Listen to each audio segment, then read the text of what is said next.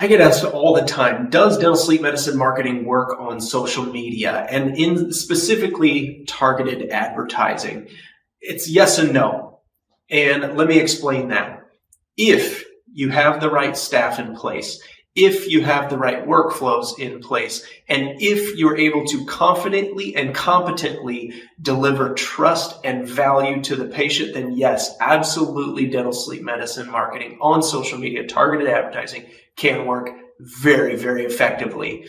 No, it does not work if you do not have the right person on the phone. It does not work if you do not have the right assistant in a consultation, or, I would say it works best when you have a dedicated sleep coordinator in the office.